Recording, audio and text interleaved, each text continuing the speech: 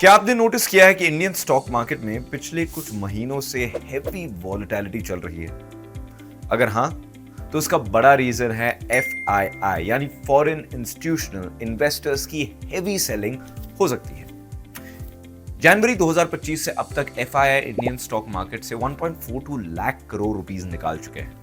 लेकिन सवाल यह है कि FII इतनी बड़ी सेलिंग कर क्यों रहे हैं? FII data in the last 3 months. Foreign investors ने सिर्फ पिछले 15 दिनों में इंडियन स्टॉक मार्केट से 30,015 करोड़ रुपए निकाल लिए।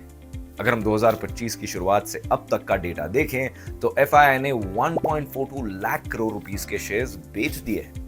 जनवरी और फरवरी 2025 में ही उन्होंने 1.12 लाख करोड़ की सेलिंग की थी। जनवरी में 78,027 करोड़ रुपीस और फरवरी में 34,570 करोड़ के स्टॉक्स का लिक्विडेशन किया गया। यह डेटा क्लियरली दिखाता है कि FII अब भी इंडियन मार्केट से अपना पैसा निकाल रहे हैं, लेकिन ऐसा क्यों हो रहा है?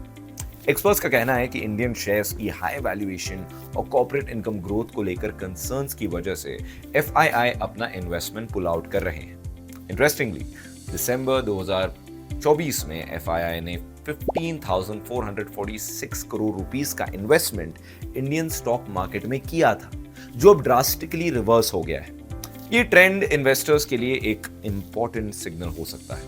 अगर आप ट्रेडिंग या इन्वेस्टमेंट करते हैं या फिर मार्केट ट्रेंड्स को क्लोजली फॉलो करते हैं, तो ये डेटा आपके लिए क्रूशियल हो सकता है और इसका आपके इन्वेस्टमेंट्स पर क्या असर हो सकता है। अगर आप स्टॉक मार्केट में इन्वेस्ट करते हैं तो ये वीडियो आपके लिए बहुत जरूरी है, क्योंकि आज हम समझेंगे कि FII की सेलिंग के असली रीजंस क्या हैं और आगे मार्केट में क्या हो सकता है। FII की सेलिंग के पीछे की वजह, पहला रीजन, इंडियन मार्केट का हाई वैल्यूएशन।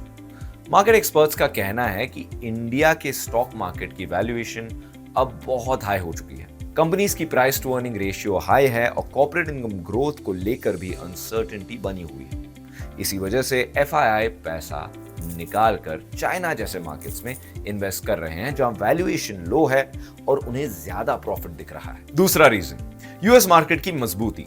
FII सेलिंग के पीछे एक बड़ा रीजन अमेरिका में बॉन्ड यील्ड का बढ़ना और डॉलर की मजबूती भी है। जब यूएस में बॉन्ड यील्ड बढ़ती है तो फॉरेन इन्वेस्टर्स अपना पैसा सेफ एसेट में शिफ्ट कर देते हैं। डॉलर स्ट्रांग होने से इंडियन रुपी वीक होता है, जिसकी वजह से FII को नुकसान होता है और वो अपना पैसा इंडियन मार्केट से निकालकर यूएस एसेट्स में डालना बेटर समझते हैं। तीसरा रीजन, इंडियन रुपी की गिरावट। अगर हम डॉलर रुपी एक्सचेंज रेट देखें तो पिछले एक साल में रुपी 7% गिर चुका है। मार्च 2024 में $1 was 82.9 रुपीस, लेकिन अब मार्च 2025 में $1 is 87.5 रुपीस। FII जब इंडिया में इन्वेस्ट करते हैं तो उनकी अर्निंग इंडियन रुपी में होती है, लेकिन जब रुपी वीक होता है तो उनका प्रॉफिट डॉलर में कम हो जाता है। इसी वजह से FII इंडियन मार्केट से पैसा निकालकर डॉलर डिनोमिनेटेड एसेट्स में इन्वेस्ट कर रहे हैं। चौथा रीजन, फाइनेंशियल सेक्टर में हेवी सेलिंग। FII खासकर फाइनेंशियल सर्विसेज सेक्टर में सेलिंग कर रहे हैं, जबकि यह सेक्टर अच्छा परफॉर्म कर रहा है। एक्सपर्ट्स का मानना है कि इसका मेन रीजन इंडिया में हाई वैल्यूएशन और यूएस में बेटर अपॉर्चुनिटीज है। पांचवा रीजन, बॉन्ड मार्केट से भी पैसा निकाल रहे हैं। सिर्फ इक्विटी मार्केट ही नहीं बल्कि FII इंडियन बॉन्ड मार्केट से भी पैसा निकाल रहे हैं। फरवरी 2025 में FII ने बॉन्ड मार्केट से 8,932 करोड़ रुपीस निकाल ली। वॉलंटरी रिटेंशन रूट के अंडर भी 2,666 करोड़ रुपीस निकाल ली। इससे यह समझ आता है कि FII इंडिया के फाइनेंशियल मार्केट में रिस्क लेने से बच रहे हैं। छठा रीजन, यूएस टैरिफ्स का इंपैक्ट। अब एक नया रीजन भी सामने आ रहा है और वो है अमेरिका द्वारा लगाए गए नए टैरिफ्स, इंपोर्ट टैरिफ्स।